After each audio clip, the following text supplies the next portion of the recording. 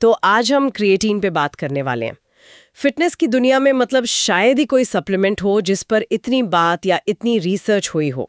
हाँ बिल्कुल, क्रिएटिन ये असल में हमारी बॉडी में ही बनता है, मसल्स में, ब्रेन में भी, नेचुरली। हाँ बिल्कुल, ये एक कंपाउंड है जो हमारे शरीर में मांसपेशियों और मस्तिष्क में प्राकृतिक रूप से पाया जाता है। सही। और ये बनता है अमीनो एसिड से, आर्जिनिन, ग्लाइसिन, मेथियोनिन। खाने में भी होता है ये, जैसे रेड मीट, मछली वगैरह में। अच्छा, और आज हम जिस गाइड क्रिएटिन संपूर्ण मार्गदर्शिका को देख रहे हैं, उसका मकसद यही है कि हम समझें कि ये है क्या, लोग क्यों लेते हैं इसे, क्या फायदे हैं, और हाँ, कुछ गलत फहमियां भी हैं इससे जुड़ी हुई, है ना? हाँ, वो भी क्लियर करना जरूरी है। तो चलिए शुरू करते हैं। गाइड कहता है कि बॉडी इसे स्टोर करती है फॉस्फोक्रिएटिन के रूप में। एकदम सही, फॉस्फोक्रिएटिन।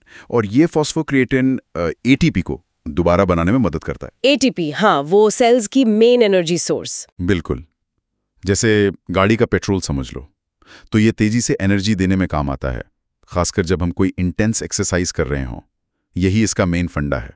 अच्छा, तो इसीलिए लोग इसे यूज करते हैं, मतलब ताकत और पावर बढ़ाने के लिए, जैसे वेट लिफ्टिंग या स्प्रिंटिंग में।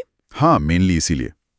मसल्स की स्ट्रेंथ और पावर बढ़ती है, हाई इंटेंसिटी परफॉर्मेंस सुधरती है, फिर मसल ग्रोथ में भी मदद मिलती है, और वर्कआउट के बाद रिकवरी थोड़ी तेज हो जाती है।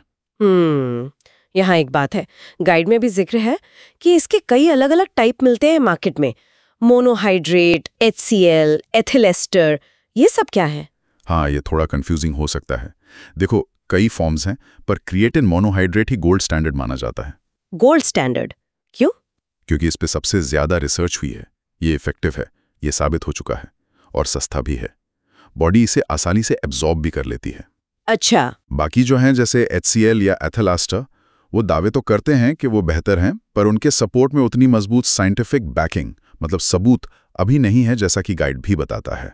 समझ गई। तो फायदे तो साफ हैं, ज्यादा ताकत, स्टैमिना, लीन मसल मास बढ़ना, रिकवरी बेहतर होना। हाँ, ये तो है ही। पर गाइड में कुछ और भी था, कुछ नया सा ब्रेन के लिए। हाँ, ये इंटरेस्टिंग पार्ट है। जो नई रिसर्च आ रही है वो बताती है कि क्रिएटिन शायद ब्रेन फंक्शन को भी इंप्रूव कर सकता है, जैसे मेमोरी, फोकस। अरे वाह! और इतना ही नहीं, बुजुर्गों में मसल हेल्थ को बनाए रखने में भी ये शायद मददगार हो। तो ये सिर्फ बॉडी बिल्डर्स या एथलीट्स के लिए नहीं है, इसका दायरा बड़ा हो सकता है। ये तो कमाल की बात है, लेकिन क्या कुछ साइड इफेक्ट्स भी हैं जिनके बारे में पता होना चाहिए? हाँ, कुछ हल्की चीजें हो सकती हैं, जैसे वाटर रिटेंशन, मतलब शरीर में थोड़ा पानी ज्यादा होल्ड करना। इससे वजन थोड़ा सा बढ़ सकता है शुरू में। ओके। और अगर कोई बहुत ज्यादा डोज ले ले तो शायद पेट में थोड़ी दिक्कत हो, जैसे गैस या ब्लोटिंग। पर ये आमतौर पर हल्के होते हैं और डोज एडजस्ट करने से ठीक हो जाते हैं। और वो बातें जो सुनने में आती हैं, किडनी खराब होने का डर या बाल झड़ने का, गाइड इन मिथकों पर क्या कहता है? देखो, गाइड साफ करता है कि हेल्दी लोगों में सही डोज लेने पर क्रिएटिन से किडनी डैमेज का कोई पुख्ता सबूत नहीं है। ये एक बड़ा मिथ है। अच्छा। और जहां तक बाल झड़ने की बात है, एक आध स्टडी थी जिसने कुछ लिंक दिखाया था, पर वो भी बहुत पक्का नहीं था। ज्यादातर रिसर्च इन दोनों में कोई स्ट्रॉन्ग कनेक्शन नहीं दिखाती। तो ये चिंताएं ज्यादातर बेबुनियाद है। और हाँ, ये सिर्फ बॉडी बिल्डर्स के लिए है, ये भी एक मिथ है। ठीक है, ये क्लियर करना जरूरी था। अच्छा, अगर कोई इसे लेना चाहे तो गाइड क्या तरीका बताता है? वो लोडिंग फेज जरूरी है? गाइड कहता है कि एक लोडिंग फेज कर सकते हैं, पर ये ऑप्शनल है, जरूरी नहीं। इसमें क्या करते हैं कि 5-7 दिन तक दिन में 4 बार 5-5 ग्राम लेते हैं, कुल 20 ग्राम रोज क्रिएटिन से। इसके बाद फिर मेंटेनेंस डोज पर आ जाते हैं, जो कि रोज का बस 3 से 5 ग्राम होता है। और अगर लोडिंग ना करें तो भी चलेगा, बस रोज 3-5 ग्राम लेते रहो, मसल्स धीरे धीरे सैचुरेट हो जाएंगी। थोड़ा ज्यादा टाइम लगेगा बस। और इसे लेना कब चाहिए? वर्कआउट के बाद, पहले? गाइड के हिसाब से इसे वर्कआउट के बाद कार्ब्स और प्रोटीन के साथ लेना शायद थोड़ा बेहतर हो सकता है एब्जॉर्प्शन के लिए। लेकिन सच कहूं तो टाइमिंग बहुत ज्यादा क्रिटिकल नहीं है। दिन में कभी भी ले लो, कंसिस्टेंसी ज्यादा जरूरी है। ठीक है। और खाने से कितना मिलता है, जैसे रेड मीट या मछली से? मिलता तो है, पर उतना नहीं जितना सप्लीमेंट से एक डोज में मिल जाता है। जैसे आपको शायद आधा किलो कच्चा बीफ खाना पड़े 1-2 ग्राम क्रिएटिन के लिए। अच्छा, तो एथलीट्स के लिए तो मुश्किल होगा सिर्फ खाने से पूरा करना। हाँ, इसीलिए सप्लीमेंट्स इतने पॉपुलर हैं। उनमें जरूरत ज्यादा होती है और खाने से पूरा करना प्रैक्टिकल नहीं होता रोज। तो कुल मिलाकर निचोड़ क्या है?